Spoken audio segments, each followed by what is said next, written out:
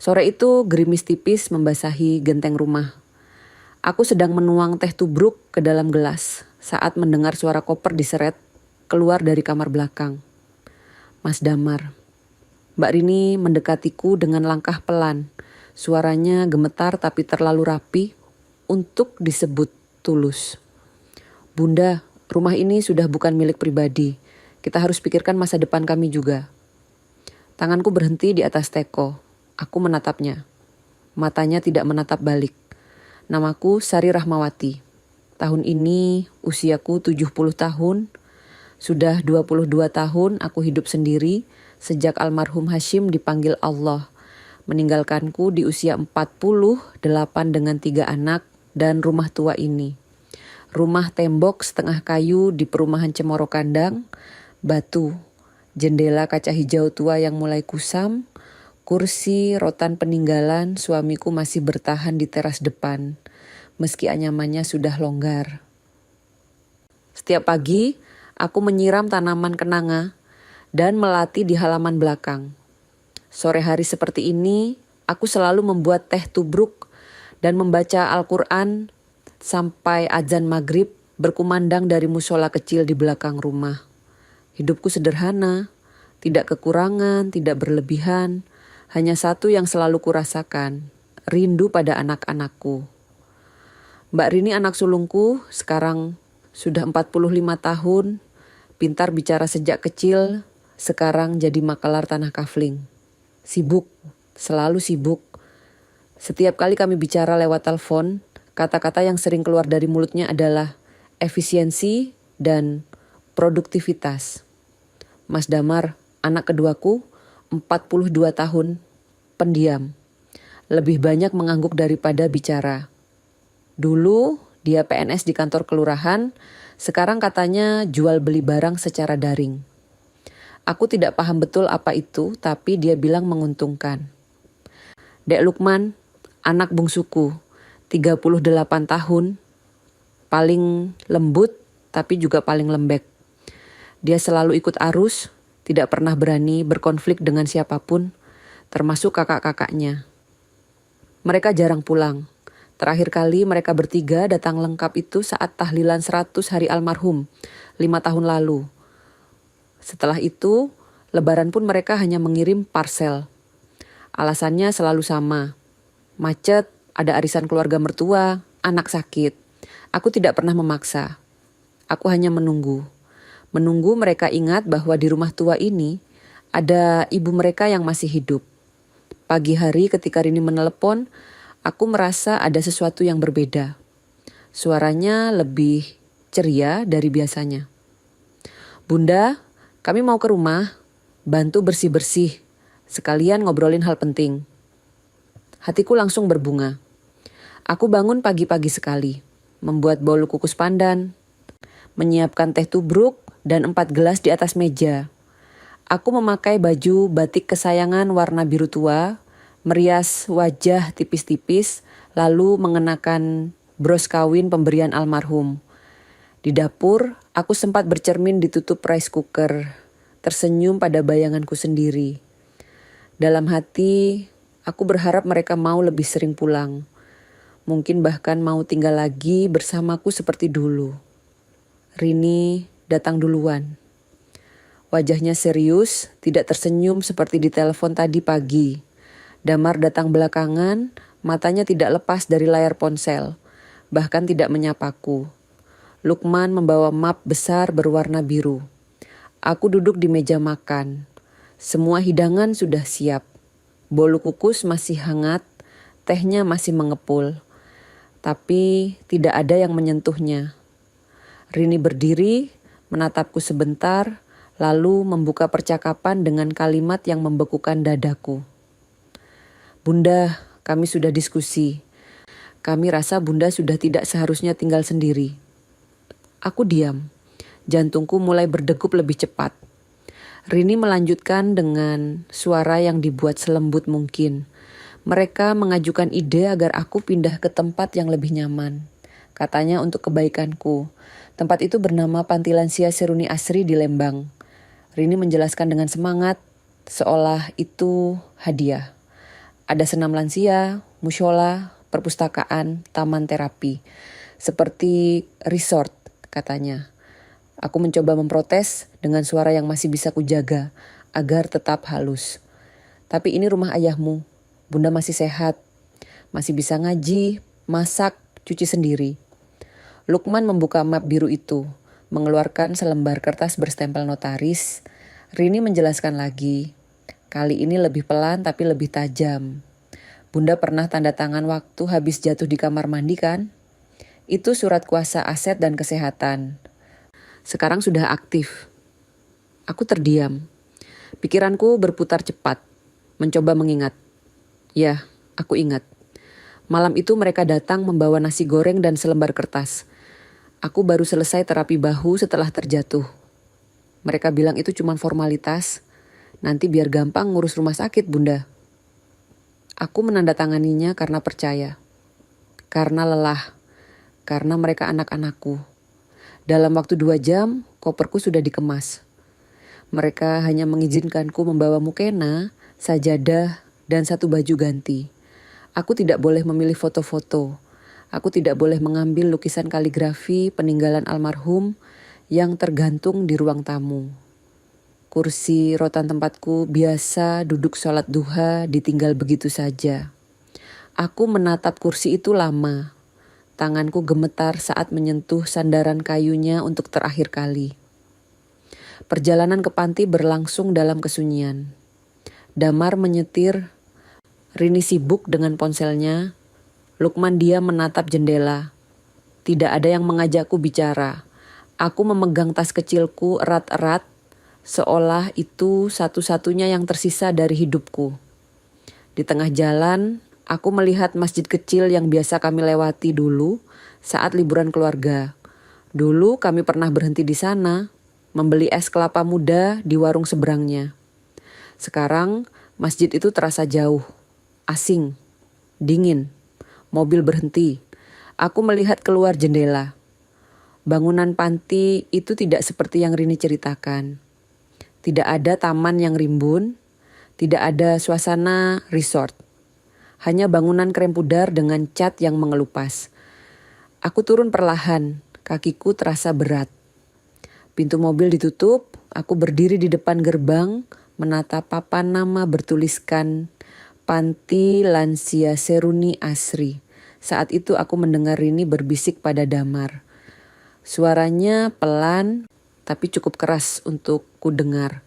Akhirnya proyek Cemoro Kandang bisa dimulai minggu depan. Lega.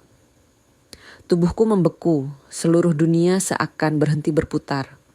Aku baru menyadari sesuatu yang menghancurkan. Aku bukan dipindahkan untuk kenyamananku. Aku dibuang untuk memberi ruang. Ruang bagi proyek mereka. Ruang bagi uang. Ruang bagi kehidupan mereka yang tidak lagi memerlukanku. Aku menatap punggung mereka yang mulai menjauh, naik kembali ke mobil tanpa berpamitan. Tidak ada pelukan, tidak ada kata-kata perpisahan. Hanya debu yang tertinggal saat mobil melaju pergi, meninggalkanku berdiri sendirian di depan gerbang panti dengan tas kecil di tangan dan hati yang remuk redam. Kamarku di panti berukuran 2 kali 3 meter. Bau karbol bercampur balsem menyeruak begitu pintu dibuka. Tapi yang membuatku menangis malam itu bukan dinginnya kasur, bukan sempitnya ruangan. Yang membuatku menangis adalah kesadaran baru yang menghujam. Aku tidak lagi dianggap manusia. Aku hanya dianggap beban. Bangunan panti ini berwarna krem pudar, berdempetan dengan gudang dan warung soto di sampingnya. Tidak ada pohon rindang, tidak ada halaman untuk menanam bunga seperti di rumahku dulu. Kamarku sangat sempit. Satu ranjang besi dengan kasur tipis berbau lembab, lemari kecil bercat putih yang sudah mengelupas, jendela kusam yang susah dibuka, dinding retak di beberapa sudut. Kipas angin menjerit setiap kali berputar, seolah protes harus bekerja terlalu lama. Staf di sini ramah, tapi mereka selalu terburu-buru. Terlalu banyak lansia yang harus diurus dengan tenaga yang terbatas. Makanan disajikan 3 kali sehari. hambar, nasi putih, sayur rebus tanpa rasa, tempe, goreng setipis amplop. Aku mencoba makan, tapi tenggorokanku tercekat. Malam pertama, aku menangis dalam diam. Aku menekan bantal ke wajah agar tidak terdengar oleh penghuni kamar sebelah. Aku ingat semua sudut rumahku. Suara jam dinding yang berdetak pelan. Suara angin menerpa daun pohon kenanga. Suara adzan dari mushola kecil di belakang rumah. Semuanya terasa begitu jauh sekarang. Aku berbisik pada Allah dalam kegelapan. Ya Rob, apakah ini akhirku? Apakah begini cara aku harus pergi dari dunia ini? Keesokan harinya, aku duduk di ruang tengah. Ruangan itu cukup luas, dengan sofa-sofa tua dan televisi kecil yang suaranya pecah.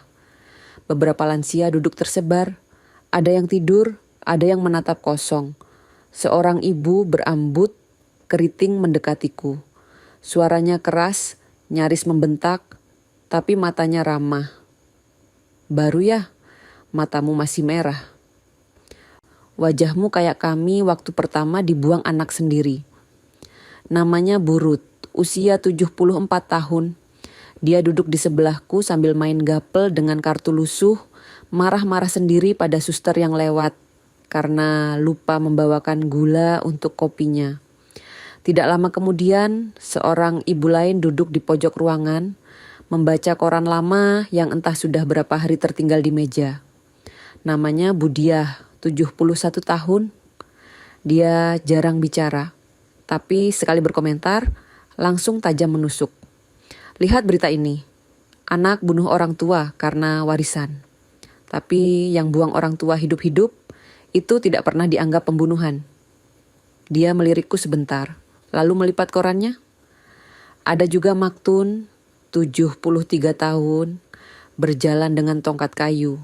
Dia memakai baju batik setiap hari, rapi dan bersih. Dia menyapaku dengan sopan, tapi nada tegas. Selamat datang di tempat pelarian terakhir, ibu-ibu yang tidak lagi diinginkan. Kata-katanya terdengar pahit, tapi wajahnya tenang. Kami mulai duduk bersama saat makan. Curhat pelan-pelan, aku menceritakan tentang rumahku, tentang lukisan kaligrafi, peninggalan almarhum Hashim yang ditinggalkan begitu saja. Tentang kursi rotan yang tidak sempat kubawa.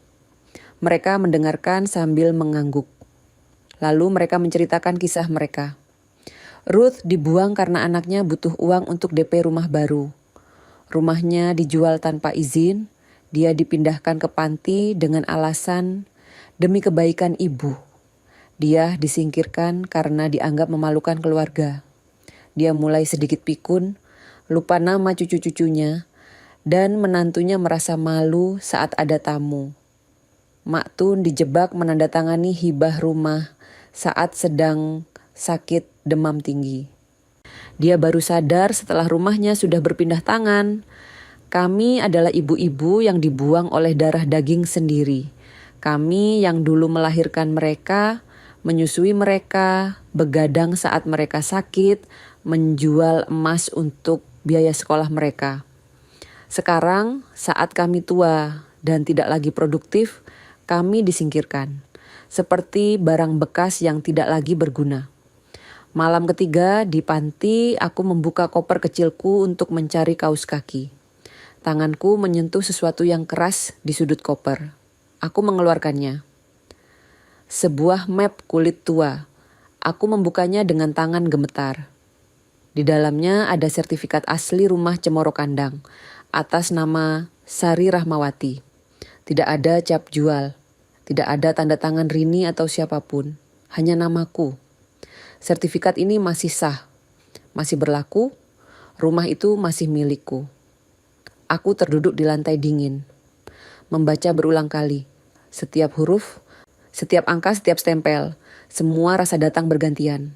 Sakit, dikhianati, malu, marah. Aku meremas sertifikat itu, lalu melepaskannya lagi, takut rusak. Aku tidak tahu harus berbuat apa. Aku hanya tahu satu hal, mereka berbohong. Mereka bilang rumah itu sudah bukan milikku. Tapi sertifikat ini membuktikan sebaliknya. Aku salat malam, sujud lama, aku tidak meminta kekuatan. Aku tidak meminta keajaiban. Aku hanya meminta petunjuk. Ya Allah, tunjukkan aku jalan yang benar. Jangan biarkan aku mati dalam kehinaan ini. Esok paginya, Ruth melihat wajahku yang berbeda. Dia mendekat, duduk di sampingku saat sarapan. Dia berbisik pelan. Matamu sekarang beda, kau siap melawan ya? Aku menatapnya. Aku tidak langsung menjawab. Aku menarik napas panjang, lalu berkata dengan suara yang bahkan membuatku sendiri terkejut karena terdengar begitu tenang. Bukan melawan, aku hanya mau mereka tahu siapa yang sebenarnya dibuang. Maktun yang duduk di seberang meja mendengar percakapan kami. Dia menatapku lama, matanya tajam, seolah sedang mengukur. Lalu dia berkata dengan nada yang sangat serius, "Kalau begitu, mulai malam ini kita rancang pelarian." Dia yang sedang menyeruput teh hangatnya menambahkan tanpa mengangkat kepala. Dan kita mulai dengan menjual rumah itu sebelum mereka sempat mengambilnya resmi. Jantungku berdegup kencang. Bukan karena takut, tapi karena untuk pertama kalinya dalam hidup, aku merasa ada yang percaya padaku. Ada yang mau membantuku berdiri. Aku yang sudah 70 tahun, yang sudah dianggap tidak berguna, tiba-tiba punya sekutu. Ibu-ibu yang juga terluka. Ibu-ibu yang juga dibuang. Kami tidak punya uang banyak.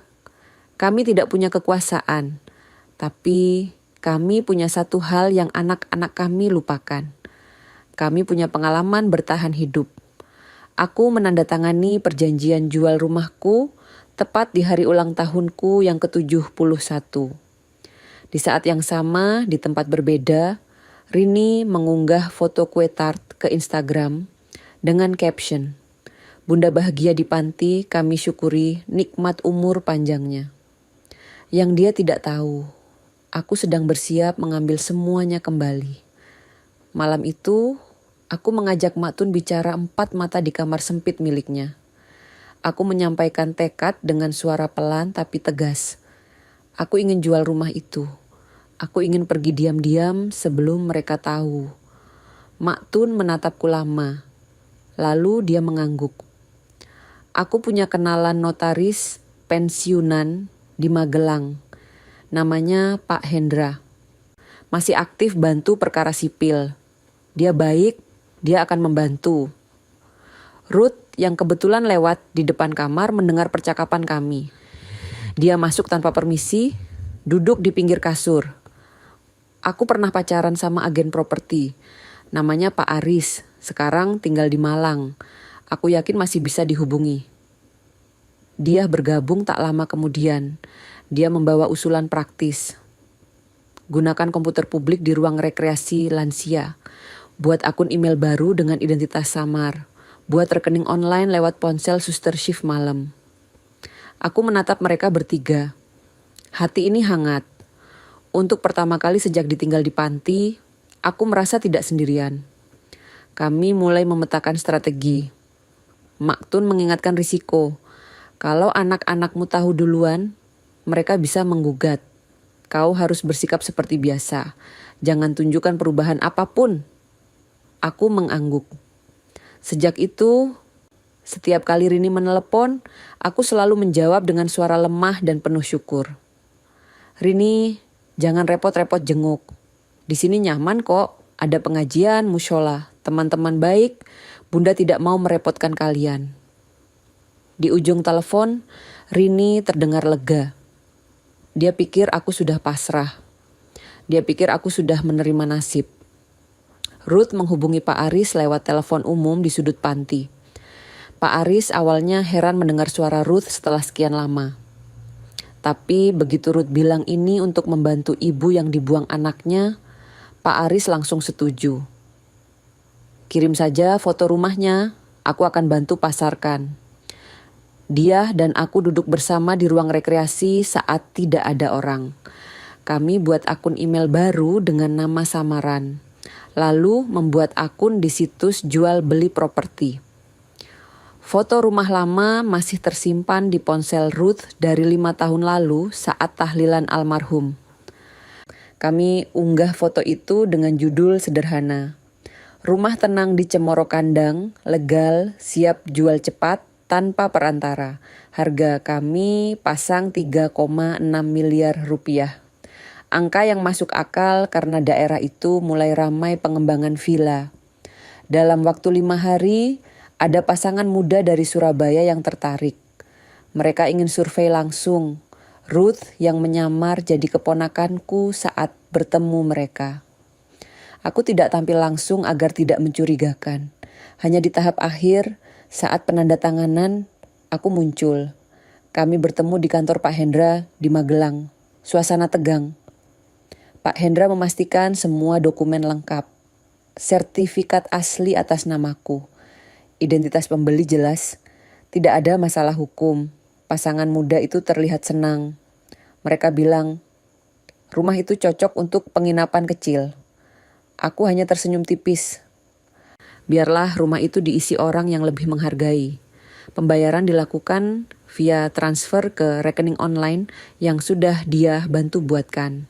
Suster shift malam yang baik, hati meminjamkan ponselnya dengan imbalan parfum mini dan lemper buatan Ruth. Uang masuk dalam sekejap, 3,6 miliar rupiah. Angka yang tidak pernah kubayangkan akan kupegang sendiri. Dia membantuku mengakses lewat komputer umum, memastikan semuanya aman. Setelah semua selesai, Rini menelepon lagi dengan suara manis-manis palsu. Bunda sehat?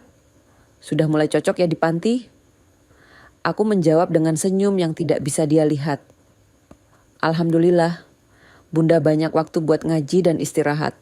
Bunda tidak mau merepotkan siapa-siapa. Dalam hati, aku membisikkan kalimat yang tidak pernah kuucapkan keras-keras. Terima kasih kalian ajarkan aku jadi lebih kuat. Kami memilih hari Jumat malam untuk kabur. Ruth bilang itu waktu paling tepat. Staf sibuk dengan acara tahlilan bulanan. Banyak lansia ikut pengajian, suasana longgar.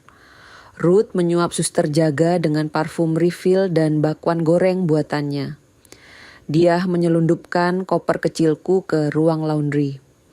Mak Tun mengatur taksi daring yang akan menjemput di belakang kompleks, jauh dari pintu utama. Aku hanya membawa barang penting, mukena, paspor, kartu ATM, dan flash disk berisi scan semua dokumen legal sertifikat. Malam itu tiba, jantungku berdebar keras. Kami berpamitan seolah hanya akan ke musyola. Ruth memelukku erat. Jaga diri baik-baik, kalau sudah aman, kabari kami. Dia menepuk bahuku pelan. Kau sudah mengajari kami untuk tidak takut. Sekarang, giliranmu terbang. Mak Tun hanya menatapku dengan senyum tipis. Ingat, ini bukan pelarian. Ini pembebasan. Aku berjalan pelan keluar lewat pintu belakang. Udara malam dingin, taksi sudah menunggu. Sopirnya ramah, tidak banyak bertanya. Aku naik dengan napas tertahan. Mobil melaju perlahan, meninggalkan kompleks panti. Aku menatap keluar jendela. Bangunan krem pudar itu semakin kecil, semakin jauh. Aku tidak sedih, aku lega. Mobil melaju menuju bandara. Perjalanan memakan waktu hampir 2 jam. Aku duduk diam, memegang tas kecilku erat. Di tengah perjalanan, ponsel bergetar. Notifikasi email masuk. Pengirimnya Rini. Judul emailnya membuat dadaku sesak. Bunda, ini sudah terlalu jauh. Kami akan laporkan ke pengadilan. Aku membaca email itu sampai selesai. Penuh ancaman, penuh tuduhan. Tapi aku hanya tersenyum tipis. Aku balas dengan satu kalimat singkat. Silakan, kali ini aku yang punya kendali. Aku mematikan ponsel, menatap keluar jendela. Langit malam gelap, tapi aku merasa terang. Untuk pertama kalinya dalam hidupku, aku tidak takut. Aku tidak lari dari mereka. Aku bangkit dari keterpurukan yang mereka ciptakan. Dan ini baru permulaan. Mereka pikir aku melarikan diri. Mereka salah, aku tidak lari. Aku sedang mendaki untuk pertama kalinya dalam hidupku. Dengan kepalaku tegak. Aku menyewa kamar kos kecil di belakang Pasar Ngasem, Yogyakarta. Pemiliknya seorang janda sepuh bernama Mbah Sumi. Baik hati, tidak banyak bertanya. Kamarnya sederhana. Kasur empuk, lemari kayu tua, jendela menghadap ke halaman belakang yang ditumbuhi pohon jambu. Setiap pagi aku bangun sebelum subuh, jalan pagi ke alun-alun kidul, menikmati udara sejuk dan langit yang masih gelap. Salat subuh di mushola kecil dekat kos. Setelah itu aku sering ke perpustakaan umum, membaca buku tua yang baunya khas. Sore hari kadang aku nonton wayang kulit di pelataran Benteng Vredeburg. Makan sederhana, tempe bacem, teh panas, kadang bubur gudeg dari warung depan gang. Hidupku tenang, jauh dari hiruk pikuk, jauh dari pengkhianatan. Tapi ketenangan itu tidak bertahan lama. Rini mulai melancarkan serangan balik. Dia menggugat lewat firma hukum besar di Jakarta. Tuduhannya berat, manipulasi ibu yang sedang dalam penurunan kognitif. Dia bilang, aku sudah tidak sadar penuh saat menjual rumah. Dia bilang, transaksi itu tidak sah. Tapi dia lupa satu hal penting. Sertifikat asli lengkap atas namaku. Surat kuasa yang mereka paksa aku tanda tangani dulu tidak mencakup hak jual aset tetap. Hanya kesehatan dan administrasi rumah sakit. Maktun dari jauh membantu menghubungi organisasi bantuan hukum lansia. Mereka siap turun tangan bila diperlukan. Di tengah situasi menegangkan itu, dia yang aktif di komunitas literasi lansia menyarankan ceritaku diangkat ke publik. Ruth punya kenalan podcaster muda bernama Amel dari komunitas perempuan terakhir. Amel terbang ke Jogja, merekam ceritaku di kos sederhana ini. Kami duduk di ruang tamu kecil milik Mbah Sumi. Amel meletakkan mikrofon di atas meja. Aku menceritakan semuanya, dari awal hingga akhir, tentang rumah yang diambil, tentang pengkhianatan anak-anak kandung, tentang panti yang bukan tempat tinggal layak, tentang pelarian dan penjualan rumah diam-diam. Suaraku bergetar beberapa kali, tapi aku tidak berhenti. Amel merekam dengan serius. Matanya berkaca-kaca. Podcast itu dirilis dengan judul Ibu yang Tak Mau Diam Lagi. Dalam 3 hari didengarkan lebih dari 270.000 kali. Komentar berdatangan. Banyak yang memberi dukungan. Banyak yang berbagi cerita serupa. Ternyata aku bukan satu-satunya. Ada ratusan, mungkin ribuan ibu di luar sana yang mengalami hal sama. Dibuang, dilupakan, diambil haknya. Tidak lama kemudian video pendek muncul di TikTok. Pembuatnya adalah Nisa, cucuku, anak dari Rini. Dia memotong rekaman suara dari podcast, menambahkan teks sederhana di layar. Captionnya singkat tapi menohok. Nenekku bukan beban. Dia perempuan yang disingkirkan oleh orang yang seharusnya menjaganya. Video itu viral. Ratusan ribu orang menontonnya. Komentarnya penuh kemarahan terhadap Rini dan saudara-saudaraku yang lain. Suatu sore, ponselku berdering. Nomor tidak dikenal. Aku angkat dengan ragu. Nenek, suara itu. Nisa. Aku langsung menangis. Dia juga menangis di seberang sana. Nek, maafin Nisa. Nisa baru tahu semuanya.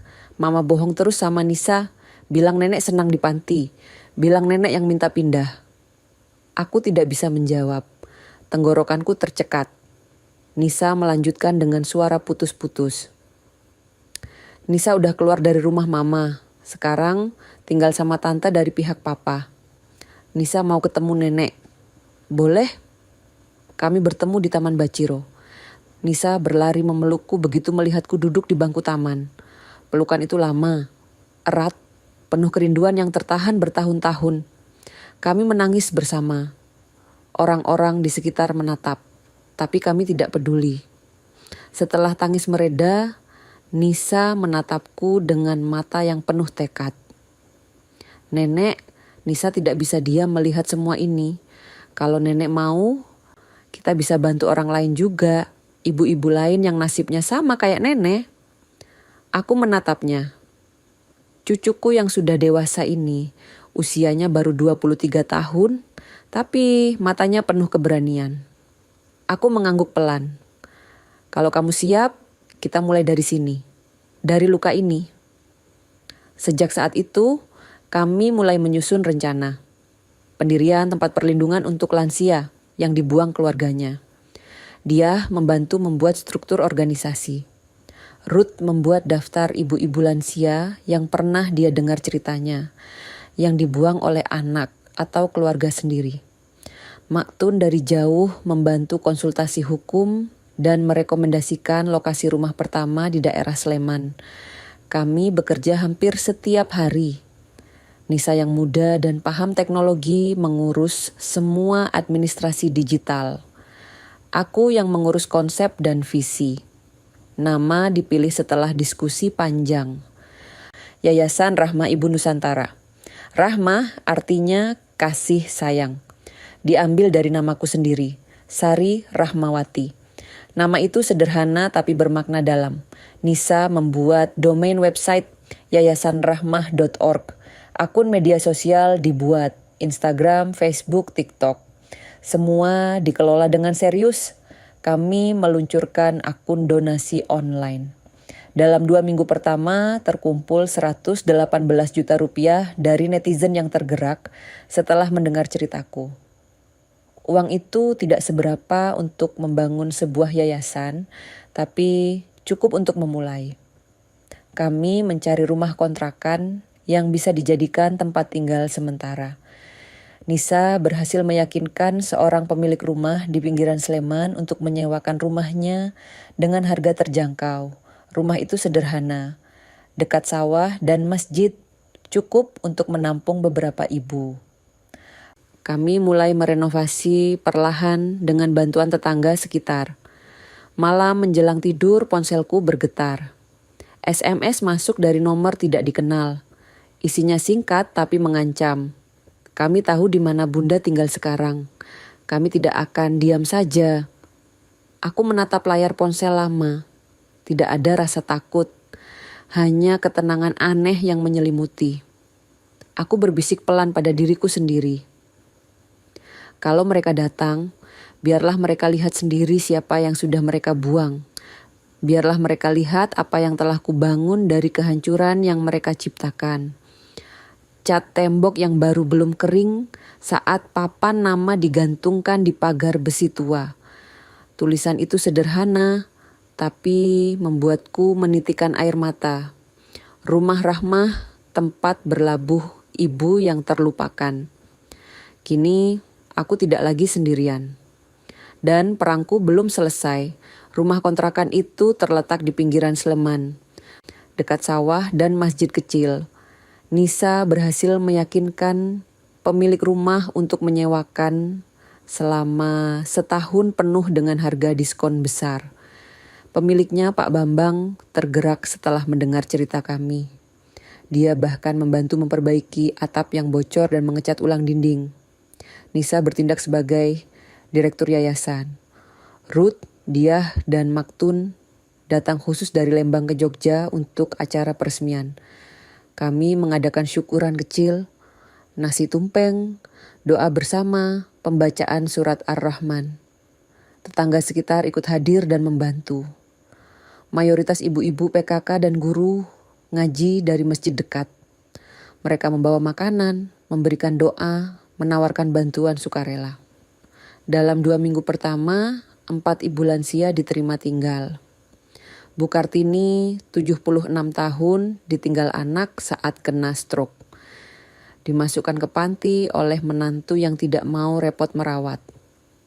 Bu Anik, 69 tahun, dibuang diam-diam oleh anak yang ingin menjual rumah warisan untuk modal usaha.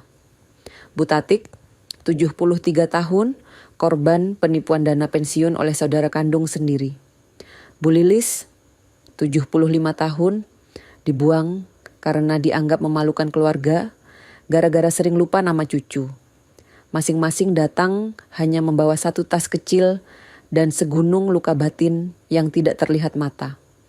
Aku menyambut mereka di teras rumah. Satu persatu kupeluk. Di sini tidak ada yang akan bertanya kenapa kalian di sini, karena semua dari kita sudah tahu jawabannya. Mereka menangis, aku juga menangis, tapi tangisan kali ini berbeda. Bukan tangisan kehilangan, ini tangisan lega karena akhirnya menemukan tempat yang aman. Kami menyusun aktivitas harian yang sederhana tapi bermakna. Pagi hari dimulai dengan senam ringan di halaman belakang, dilanjutkan ngaji bersama setelah sholat subuh, lalu masak bersama untuk sarapan. Tidak ada yang merasa seperti beban, semua membantu sesuai kemampuan. Siang hari, dia memimpin kelas menulis cerita hidup. Setiap ibu didorong untuk menulis pengalaman mereka. Tidak harus bagus, tidak harus panjang. Yang penting jujur. Sore hari kami belajar membuat kerajinan batik sederhana dengan bantuan ibu-ibu PKK yang sukarela mengajar. Malam hari, kadang kami nonton bareng televisi. Kadang pengajian, kadang hanya duduk melingkar mendengarkan cerita dramatis dari Ruth yang selalu membuat kami tertawa meski ceritanya menyedihkan. Aku menjadi pusat gravitasi. Semua ibu merasa terlindungi dan dihormati di sini. Nisa rajin memviralkan Rumah Rahmah lewat Twitter dan TikTok. Dia membuat konten-konten pendek tentang keseharian kami. Video sederhana, ibu-ibu makan bersama, tertawa bersama, ngaji bersama. Tidak ada yang dibuat-buat, semua apa adanya. Beberapa influencer besar ikut membagikan konten kami. Satu jurnalis terkenal dari majalah perempuan bahkan datang langsung untuk wawancara mendalam.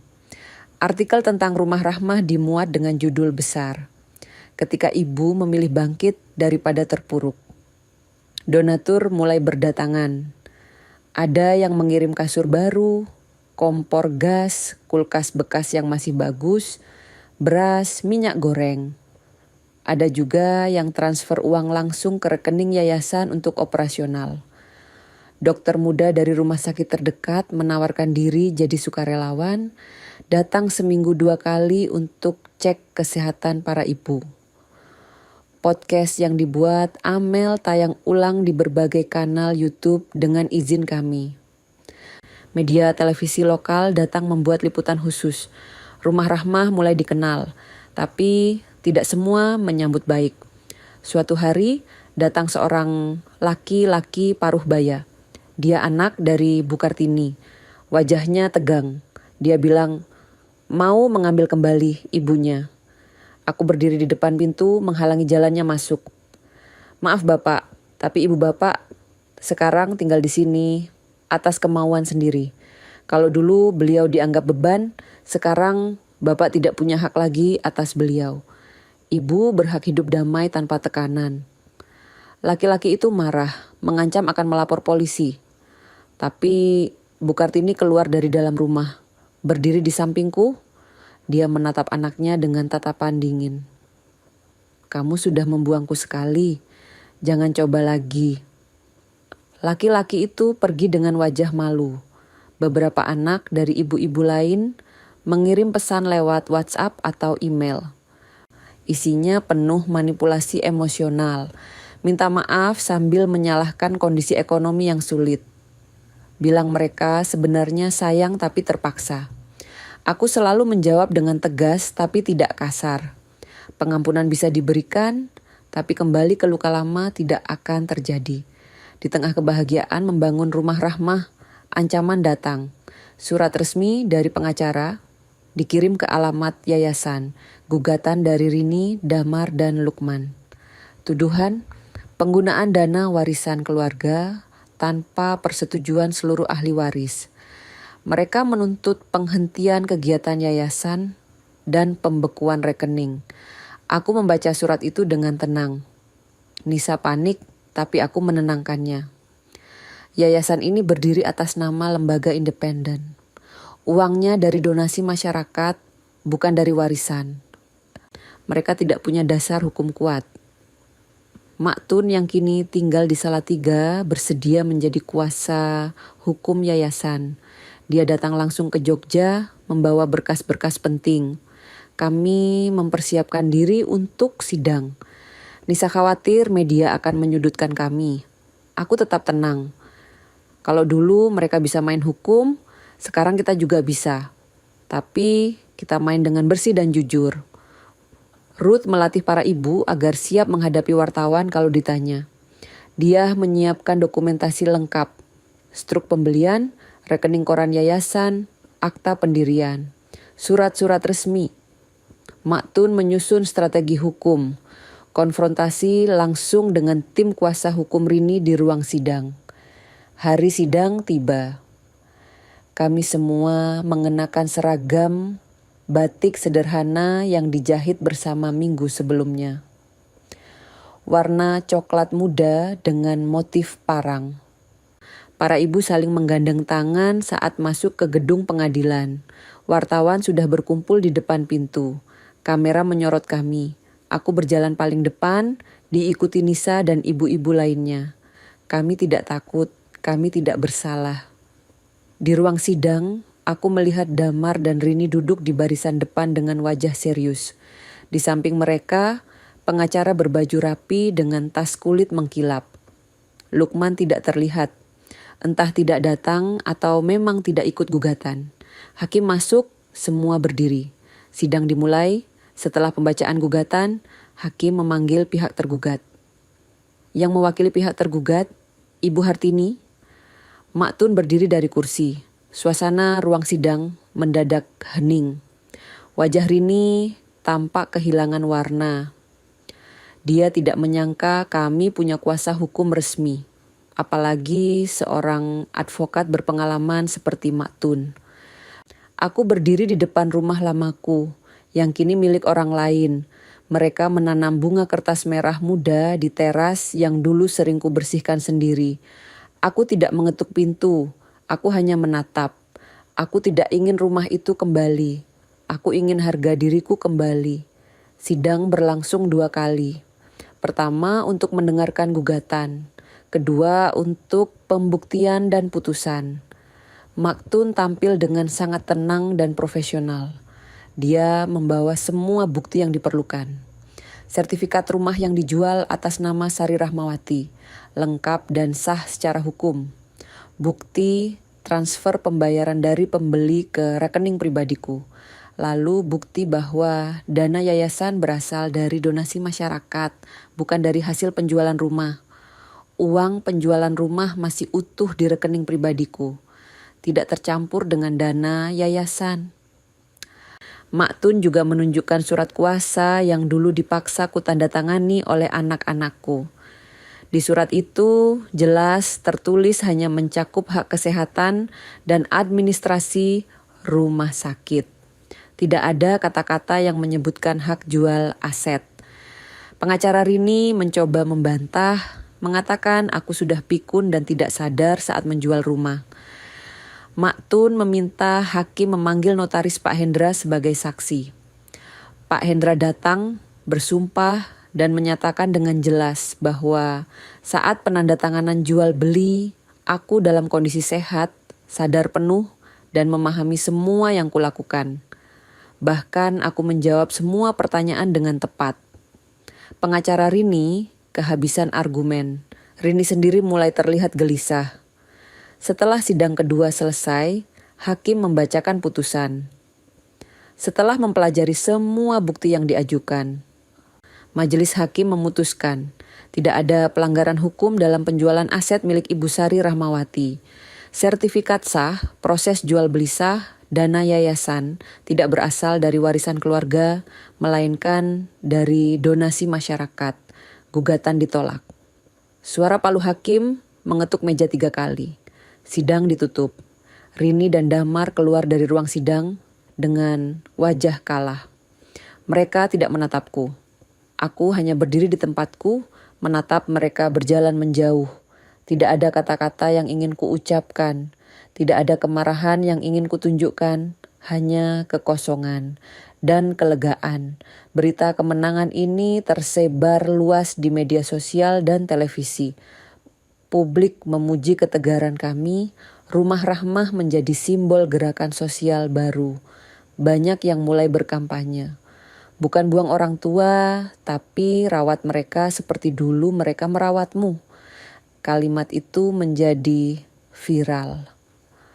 Dipasang di spanduk, di poster, di media sosial.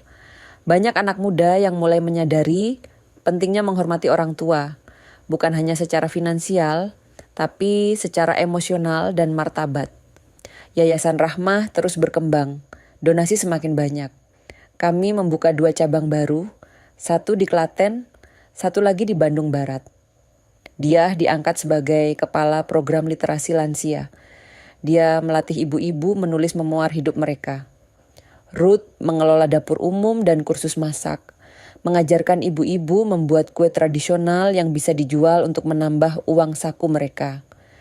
Nisa menginisiasi pelatihan wirausaha kecil, membantu ibu-ibu belajar jualan online lewat media sosial. Aku sendiri mulai menulis buku memoir dengan bantuan seorang penulis muda yang sukarela membantu. Judulnya Tidak Terlambat Membela Diri. Beberapa bulan setelah sidang, Rini mencoba menghubungi kembali lewat WhatsApp. Pesannya pendek, "Bunda, boleh bicara?" Aku tidak membalas. Damar mengirim email panjang. Dia minta maaf, menceritakan bahwa dia sebenarnya tidak setuju dengan rencana Rini sejak awal, tapi dia tidak berani menentang. Dia melampirkan foto bayi perempuan, cucuku yang baru lahir. Namanya Rahma. Saya tidak tahu harus berkata apa, tapi saya ingin Bunda tahu. Saya menyesal. Aku membaca email itu berkali-kali. Mataku berkaca-kaca, tapi aku tahu apa yang harus kulakukan. Aku membalas dengan 1 kalimat. Terima kasih, tapi saya tidak akan kembali. Bukan dengan dendam, bukan dengan kebencian, tapi dengan kesadaran bahwa beberapa luka tidak perlu dijahit ulang. Beberapa hubungan lebih baik diakhiri dengan damai daripada dipaksakan bertahan. Aku berdiri di pelataran Rumah Rahmah cabang keempat yang baru diresmikan di Malang. Halaman luas, penuh tanaman hijau, ada gazebo kecil untuk bersantai. Pagi itu, anak-anak dari TK sebelah mampir membawa gambar yang mereka buat dengan krayon. Ada gambar ibu tersenyum, ada tulisan ibu hebat, rumah kasih, nenek sayang. Aku berjongkok, memeluk mereka satu persatu. Hati ini hangat. Untuk pertama kali setelah sekian lama, aku merasa hidup ini berharga. Aku menang bukan karena membalas dendam. Aku menang karena memilih bertahan dan membangun kembali dari reruntuhan yang mereka tinggalkan. Malam itu, di ruang kecil kamarku di Rumah Rahmah Pusat, aku duduk di meja tulis, menyalakan lampu kecil, membuka buku catatan lama. Aku menulis surat untuk masa depan, bukan untuk anak-anakku, tapi untuk semua ibu di luar sana yang mungkin suatu hari mengalami hal yang sama. Jika suatu hari kalian membaca ini, ketahuilah mereka pernah mencoba menguburku. Tapi mereka lupa, aku adalah benih dan benih yang dikubur tidak mati, dia tumbuh. Aku menutup buku itu, meletakkan pena, menatap keluar jendela, langit malam penuh bintang, udara sejuk masuk lewat celah jendela. Aku tersenyum, bukan senyum kepahitan, tapi senyum kelegaan. Hidup ini tidak berakhir saat aku dibuang.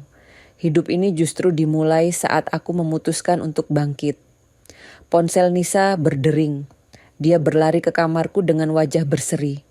"Nek, ada notifikasi baru. Pendaftaran relawan Rumah Rahmah sudah menembus 2.000 orang dan ada proposal dari Kementerian Sosial, mereka mau kerjasama." Aku memeluknya erat. Alhamdulillah. Ini bukan hanya tentang kita lagi, Nis. Ini tentang semua ibu yang tidak boleh dilupakan. Nisa mengangguk. Matanya berkaca-kaca. Kami kembali ke ruang tamu. Para ibu sudah berkumpul, duduk melingkar, ada yang membaca Al-Quran, ada yang mengobrol santai. Ruth bercerita dengan gaya dramatisnya. Dia tertawa lepas. Bu Kartini menyulam kain. Bu Anik menyiapkan teh untuk semua. Ini keluarga baruku, bukan keluarga darah, tapi keluarga pilihan. Keluarga yang saling memilih untuk bertahan bersama. Aku duduk di antara mereka, merasakan kehangatan yang tidak pernah kurasakan lagi sejak almarhum Hashim pergi. Kehangatan yang tulus, tanpa syarat, tanpa perhitungan. Aku tidak lagi kesepian. Aku tidak lagi merasa dibuang. Aku pulang, bukan ke rumah lama yang sudah bukan milikku, tapi ke rumah baru ini. Rumah yang kubangun sendiri dari kehancuran. Rumah yang bernama Rahmah. Rumah yang menjadi saksi bahwa ibu-ibu seperti kami tidak akan pernah benar-benar kalah. Karena kami lebih kuat dari yang mereka kira.